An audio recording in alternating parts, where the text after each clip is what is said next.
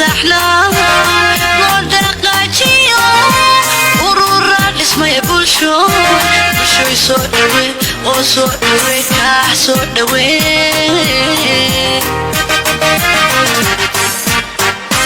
دلني يركعو كدحو سودوي يركع دلكم هاركيل سودوي يركع دماني نقدرو سودوي يركع سودوي يركع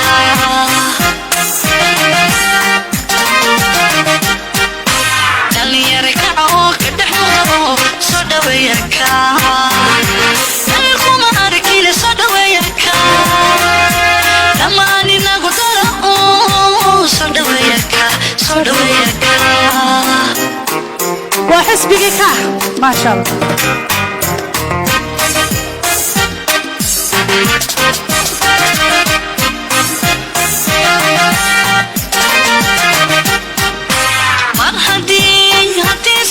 شعبكي دمان وكدي بيان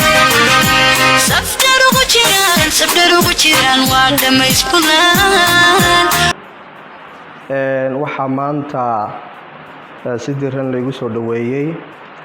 xafiiska urur siyaasadeedka ka ee degmada Ufayn waxaana igu soo dhaweeyay howlwadeennada xafiiska urur siyaasadeedka ka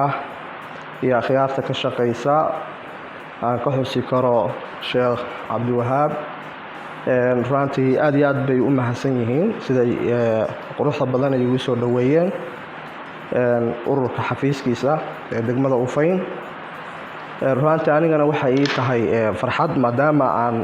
ka mid ahay urur siyaasadeedka sidoo kalena aan ahay xubin golaha dhexe ah waxa weeye mar labaad iyo mar saddexaad aad iyo aad iniga mahadcelinaya sida quruxda badan aad ii soo dhaweyseen run ahaantii xafiiskan urur siyaasadeedka ka meel walba ay joogaan muhiimad gooni ayuu noo leeyahay maadaama ay degmada Ufayn ay ka mid tahay meelaha ay ka dhacayso doorashooyinka hordhaca ah ee hal qof iyo hal cod aad iyo aad ayay noogu muhiim tahay urur siyaasadeedka ka dadka ka shaqeeya iyo gudoomiyihiisa iyo dhammaanba xafiiskan run ahaantii shaqo weyn baa u taala oo ah sidii haddee urur siyaasadeedka ka uu uga dhex muuqan lahaa dhammaan ururada kale ee ku looltamaya doorashada soo socota degmada Ufayn haddana howlwadeennadu siday run ahaantii igu siiyeen warbixinta dad badan ayay diiwaan geliyeen una diyaar ah in ay maaragtay ka qayb qaataan doorashada soo socota waxaan kaloo rabaa inaan halkan baaq uga diro dhammaan madaxda sare ee urur siyaasadeedka ka in ay socodka ku badiyaan oo booqashada ku badiyaan xafiiskan kana warhayaan runtii horay wasiirro ayaa u yimi madax kala duwan oo ka socota ayaa yimi aad iyo aad ayay ugu mahadsan yihiin haddana waxaan ku boorinaynaa oo aan leenahay madaxda sare urur siyaasadeedka ka aad iyo aad ayuu muhiim inoogu yahay inaad mar walba ku soo laalaabataan oo waxyaabaha duruufaha ka jira aad la socotaan wixii aad kala qaban kartaanna aad kala qabataan halkan urur siyaasadeedka ka muhiim ayuu u yahay waa meesha aan rajaynayno in urur siyaasadeedka ka uu ku soo baxo intaas ayaan iyagana u dirayaa mar labaad iyo mar saddexaadba waxaan leeyahay aad iyo aad ay mahadsantihiin howlwadeennada ururka ka meel kasta ay ururka ka ay joogaan waa dad isku aragtiya dad walaalo ah insha Allah billahi qof walbana meesha uu joogo ayaa looga baahan yahay inuu hawsha iyo urur siyaasadeedka iyo siyaasadiisaba uu shacabka ka godo sababtoo ah waxa lagu baratamayo waa siyaasadda uu urur walba uu aaminsan yahay iyo waxqabadkiisa waxaan halkan kula kulmay runtii dad maaragtay shaqo ka socota oo dad isdiiwaan gelinaya waxaan rajaynayaa insha Allah billahi kariim asbuuciyada iyo bilaha soo socda ilaa inta doorashada laga gaaranayo diiwaangelintu inay sidaas u socoto aad iyo aad ayaa u mahadsantihiin intaasan ku soo gabagabeynayaa maanta waxaan soo booqday cali cabdi cali oo ka tirsan golaha dhexe ee ururka KAH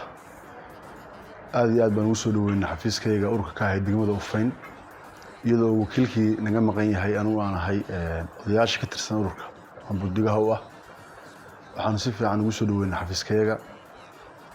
iyadoo ay ka turjumayso in uu indhihiisa ku arko ururkii oo shaqeynaya iyadoo aan ku jirno xaalad dalkooda ku jiro xaalad corona iyo ama kala fogaansho dana shaqadii ururka aan wali halgan ugu jirro oo wadno indhihiisa oo macallin hawo arkay ururku shaqo badan buu hayaa dadka hadaan diiwaan gelinay ilaa 600 700 meelaha oo ku dhow yihiin walina shaqadii waa diiwaan gelinta wax walba cid baa timaado waa diiwaan gelisa dadku aad bay u fahansan yihiin ururkii dawladda ama ururada budigaha uu ahaa inuu yahay shaqo badan baa xafiis ka socota cali waxaan ku leenahay soo dhawow fariintayada inaan qaado waa rabnaa oo ururkii inta hadda aan shaqada haynay marba waxaa noo yimi golay wasiirada waxay inoo furaayeen cidda ma madaxa aan ugu soo noqotay ma jirin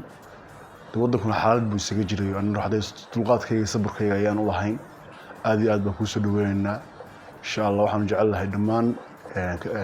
golaha dhexe ururka inay soo booqdaan si u badan yihiin kalsooni bay noqonaysaa dadka shacabka degmaduna aad iyo aad bay kalsooni u noqonaysaa urur deegaanka aad looga xiiseenayo ama dawladdu ay gaar ku hayso inuu noqdaan jecelahay insha Allah intaas ku soo gabagabeynaa. Assalaamu calaykum warahmatullaahi wabarakaatuh.